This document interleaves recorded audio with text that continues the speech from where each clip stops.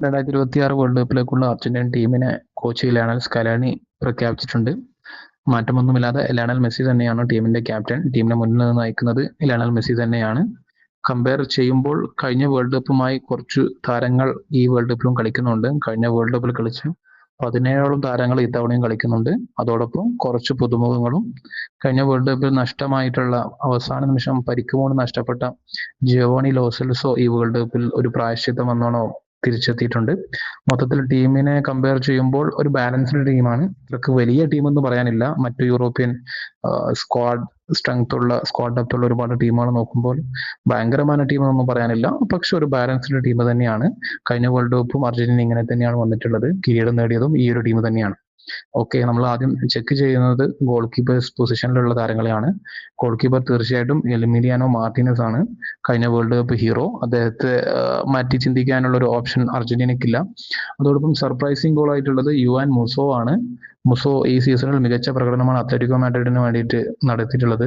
അത്ലറ്റിക്കോയുടെ മത്സരങ്ങളൊക്കെ UCL and La Liga ഒക്കെ കണ്ട ആളുകൾക്ക് അറിയാം. അദ്ദേഹത്തിന്റെ performance and shot stopping, passing അങ്ങനത്തെ കാര്യങ്ങളൊക്കെ വളരെ മികച്ച രീതിയിൽ തന്നെ അദ്ദേഹം കാഴ്ചവെച്ചിട്ടുണ്ട്. തീർച്ചയായിട്ടും ഒന്നാം നമ്പർ ദേശീയ ടീമിന്റെ ഒന്നാം നമ്പർ ഗോൾ കീപ്പർ അദ്ദേഹം അർഹിക്കുന്നുണ്ട്. പക്ഷെ അപ്പുറത്ത് അതിന്റെ കൂടെ എമിലിയാനോ മാർട്ടിനസ് ഉള്ളത് കൊണ്ട് മാത്രമാണ് അദ്ദേഹം രണ്ടാം നമ്പർ ആവുന്നത്.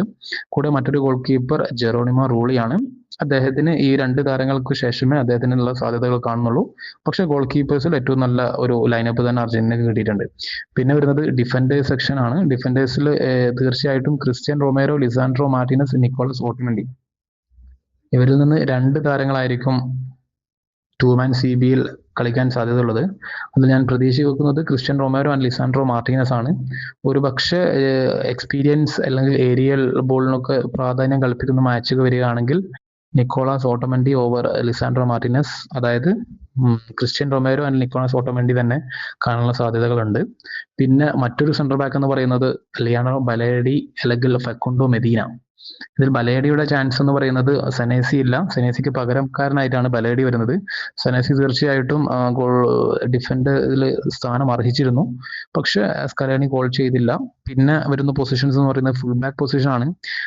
റൈറ്റ് ബാക്കിൽ നഹോൽ മൊളീന അല്ലെങ്കിൽ കോൺസാല മോണ്ടിയൽ, രണ്ട് താരങ്ങളും അത്രയ്ക്ക് വലിയ ഫോമിലൊന്നുമല്ല. കഴിഞ്ഞ വേൾഡ് കപ്പിലെ റൈറ്റ് ബാക്സ് തന്നെയാണ്.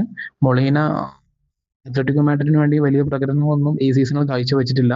അദ്ദേഹം ഒരുപാട് മത്സരങ്ങൾക്ക് ബെഞ്ചിലായിരുന്നു.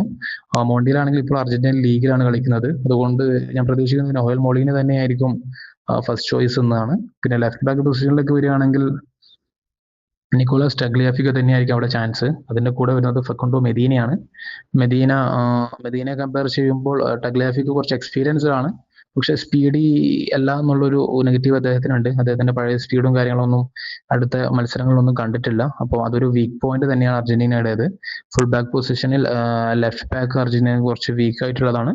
പക്ഷെ കുഴപ്പമില്ല, അദ്ദേഹത്തിന്റെ എക്സ്പീരിയൻസ് ഉള്ളത് കൊണ്ട് അത് കവർ ചെയ്യാൻ കഴിയുമെന്ന് തന്നെയാണ് സ്കലോനി വിചാരിക്കുന്നത്. പിന്നെ വരുന്നത് മിഡ്ഫീൽഡ് പൊസിഷനിലേക്കാണ്. മിഡ്ഫീൽഡ് പൊസിഷനിൽ സ്റ്റാർട്ടേഴ്സ് ആയിട്ട് തീർച്ചയായിട്ടും എൻസോ ഫെർണാണ്ടസും അലക്സിസ് മക്കാലിസ്റ്ററും ഉണ്ടാവാൻ ചാൻസ് ഉണ്ട്. പിന്നെ ഒരു മൂന്നാമൻ ആയിട്ട് വരാൻ ചാൻസ് ഉള്ളത് ലിയാൻഡ്രോ പരേഡസ് ആണ് ആദ്യ 11-ൽ. കാരണം പരേഡസ് എന്ന് പറയുന്ന കഴിഞ്ഞ കുറച്ച് മാസങ്ങൾ അല്ലെങ്കിൽ കുറച്ച് വർഷങ്ങളായിട്ട് സ്കലോനിയുടെ ടീമിൽ സ്ഥിരം സാന്നിധ്യമാണ്. അപ്പൊ അദ്ദേഹത്തെ ഒഴിവാക്കിയിട്ടുള്ള ഒരു പ്ലാന് സ്കലോനി ചിന്തിക്കുമെന്ന് തോന്നുന്നില്ല. പിന്നെ ഒരു ഫോർമാൻ മിഡ്ഫീൽഡ് ഒക്കെ വരികയാണെങ്കിലാണ് റോഡ്രിഗോ ഡിപ്പോളിന് ചാൻസ് ഉള്ളത്. റോഡ്രിഗോ ഡിപ്പോൾ കഴിഞ്ഞ കുറച്ച് മാസങ്ങളായിട്ട് വളരെ മോശം ഫോമിലാണുള്ളത്. അദ്ദേഹം ഇപ്പോൾ MLS-ലാണുള്ളത്, യൂറോപ്പിലല്ല. അത്ലറ്റിക്കോ മാഡ്രിഡിൽ നിന്ന് പോയത് ഇന്റർ മിയാമിയിലേക്കാണ്. പക്ഷെ അദ്ദേഹം വലിയ പ്രകടനങ്ങളൊന്നും അവിടെ കാഴ്ചവെക്കുന്നില്ല. അതുകൊണ്ട് അദ്ദേഹം ഒരു സ്റ്റാർട്ടിംഗ് പൊസിഷനിൽ വരാനുള്ള ചാൻസ് കാണുന്നില്ല. പിന്നെ മറ്റു മിഡ്ഫീൽഡേഴ്സ് എന്ന് പറയുന്നത് Exequiel Palacios, Thiago Almada, Valentin Barco. Exequiel Palacios തീർച്ചയായിട്ടും ഒരു സബ് പ്ലെയർ ആണ്. പിന്നെ ജിയോവാനി ലൊസെൽസോ, അദ്ദേഹം കുറച്ച് പരിക്കുകളാണ്. പിന്നെ റയൽ ബെറ്റിസിന് വേണ്ടിയിട്ട് മികച്ച പ്രകടനങ്ങളൊന്നും കാഴ്ചവെച്ചിട്ടില്ല. അപ്പോൾ അദ്ദേഹം ഒരു സബ്സ്റ്റിറ്റ്യൂട്ട് പ്ലെയർ ഒക്കെ ആയിട്ട് വരാനുള്ള ചാൻസ് കാണുന്നത്. പിന്നെ തിയാഗോ അൽമാഡ ഒരു മിഡ്ഫീൽഡർ എന്നതിലുപരി അറ്റാക്കിംഗ് പൊസിഷനിലേക്കാണ് ചാൻസ് കാണുന്നത്. അറ്റാക്കിംഗ് പൊസിഷനിൽ നിക്കോള ഗോൺസാലസിനൊപ്പം ഒരു ലെഫ്റ്റ് വിങ്ങർ ഒക്കെ ആയിട്ടാണ് അദ്ദേഹം കളിക്കാനുള്ള ചാൻസ് കാണുന്നത്. പിന്നെ വരുന്നത് ഫോർവേഡ് പൊസിഷനിൽ തീർച്ചയായിട്ടും ഒബിയസ്ലി ലയണൽ മെസ്സി തന്നെ വരും.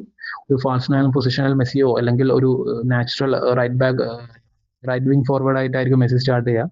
കൂടെ അറ്റാക്കിംഗ് പൊസിഷനിൽ ഹൂലിയൻ ആൽവരസ് അല്ലെങ്കിൽ ലൗതാരോ മാർട്ടിനസ്. ഇവരിൽ ഒരാൾ എന്തായാലും ഗ്രൗണ്ടിൽ ഉണ്ടാവാനുള്ള ചാൻസ് ഉണ്ട്. ഒരുപക്ഷെ കഴിഞ്ഞ വേൾഡ് കപ്പ് പോലെ തന്നെ ആദ്യ മത്സരങ്ങളിൽ ലൗതാരോ മാർട്ടിനസും അവസാന മത്സരങ്ങളിലാണ് ഹൂലിയൻ ആൽവരസ് വരുന്നത്.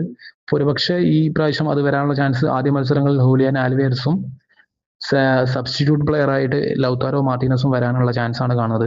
പിന്നെ ലെഫ്റ്റ് വിങ് ഫോർവേഡ് ആയിട്ട് നിക്കോളാസ് ഗോൺസാലസ് അല്ലെങ്കിൽ ഹൗലിയാനോ സിമിയോണി മികച്ച സ്പീഡി പ്ലെയർ ആണ്, അതുപോലെ ട്രാക്ക് ബാക്ക് ചെയ്യുന്ന പ്ലെയർ ആണ്. അപ്പോൾ അദ്ദേഹം വരാനുള്ള ചാൻസ് ഉണ്ട്. പിന്നെ മറ്റൊരു പ്ലെയർ എന്ന് പറയുന്നത് നിക്കോ പാസ്, കോമോയിലെ സ്റ്റാർ സ്റ്റഡർ പ്ലെയർ ആണ് നിക്കോ പാസ്. അദ്ദേഹം മികച്ച സീസണാണ് കഴിഞ്ഞിട്ടുള്ളത്. എല്ലാ ടീമുകൾക്കെതിരെ മികച്ച പെർഫോമൻസ്. ഒരു ലയണൽ മെസ്സിയുടെ ഒരു സക്സസർ എന്നൊക്കെ രീതിയിൽ നമുക്ക് അദ്ദേഹത്തെ പറയാൻ കഴിയും ഫ്യൂച്ചർ അർജന്റീന ടീമിൽ. പക്ഷെ അദ്ദേഹം സ്റ്റാർട്ട് ചെയ്യുമോ എന്നുള്ളത് അത് സ്കലോണിയെ ആശ്രയിച്ചിരിക്കും. പക്ഷെ കഴിഞ്ഞ കുറച്ച് മത്സരങ്ങൾ അദ്ദേഹം മികച്ച പ്രകടനം തന്നെ കാഴ്ചവെച്ചിട്ടുണ്ട്. പിന്നെ മറ്റൊരു സ്ട്രൈക്കർ എന്ന് പറയുന്നത് ജോസെ മാനുവൽ ലോപ്പസ്, പാൽമറാസിന്റെ സ്ട്രൈക്കറാണ്. കളി അദ്ദേഹത്തിന് ഇതുവരെ കാണുന്നില്ല, പക്ഷെ നമ്പേഴ്സും കാര്യങ്ങളൊക്കെ നോക്കുമ്പോൾ അദ്ദേഹം ഒരു ഹൂലിയൻ ആൽവരസ് ടൈപ്പ് ആണെന്നാണ് എനിക്ക് തോന്നുന്നത്. ഓക്കെ, അപ്പൊ അതാണ് അർജന്റീനയുടെ ഒരു ടീം ഓൾ ഇത് വരുന്നത്. ഇതിൽ ഷുവർ സ്റ്റാർട്ടർ ആയിട്ട് വരുന്നത് ലയണൽ മെസ്സി ആണ് ഫോർവേഡിൽ വരുന്നത്. ബാക്കി ഓരോ ടീമുകളുടെ ഓപ്പോസിറ്റ് ടീമുകൾ എങ്ങനെയായിരിക്കും അതിനനുസരിച്ചായിരിക്കും സ്കലോണി പ്ലാൻ ചെയ്യാം. പ്രഡിക്റ്റഡ് ലൈനപ്പ് എന്ന് പറയുന്നത് ഞാൻ പറയുന്നത് ഒരു പക്ഷേ ഗോൾ കീപ്പർ ആയിട്ട് മാർട്ടിനസ്, RB ആയിട്ട് നൊഹേൽ മൊളീന, CB പൊസിഷനിൽ Cristian Romero, Alexander Martinez, LB Nicolas Tagliafico, midfielders ആയിട്ട് Leandro Paredes, Enzo Fernandez, Alexis Mac Allister. Forward strikers ആയിട്ട് സ്റ്റാർട്ടിംഗ് ലെവലിൽ വരാൻ ചാൻസ് ലയണൽ മെസ്സി എന്തായാലും ഉണ്ടാവും. പിന്നെ അതിനൊപ്പം ഹൂലിയൻ ആൽവരസ് അല്ലെങ്കിൽ തിയാഗോ അൽമാഡ. ഒരുപക്ഷെ തിയാഗോ അൽമാഡ അല്ലെങ്കിൽ ഗുലിയാനോ സിമിയോണി, അങ്ങനെ ഒരു റൊട്ടേഷനും സിസ്റ്റവും അവിടെ കണ്ടേക്കാം. പിന്നെ അർജന്റീൻ ടീമിന്റെ മത്സരങ്ങൾ നോക്കുകയാണെങ്കിൽ മികച്ച മത്സരങ്ങൾ എന്ന് പറയുന്നത് ഒബിയസ്ലി ഗ്രൂപ്പിൽ അർജന്റീനക്ക് തന്നെയാണ് ചാൻസ് കാണുന്നത്. പക്ഷെ ഓസ്ട്രിയ, യൂറോപ്യൻ ടീമായ ഓസ്ട്രിയ, പിന്നെ അൾജീരിയ, ജോർദാൻ എന്നിവരാണുള്ളത്. അതിൽ നല്ലൊരു ഫൈറ്റ് കൊടുക്കാൻ പറ്റിയ ടീം ഓസ്ട്രിയ ആണുള്ളത്. അൾജീരിയ ആഫ്രിക്കൻ ശക്തരാണ്. പക്ഷെ അർജന്റീന തന്നെ 3 മത്സരങ്ങളും വിജയിച്ചിട്ട് കയറുമെന്ന് തന്നെയാണ് പ്രതീക്ഷ.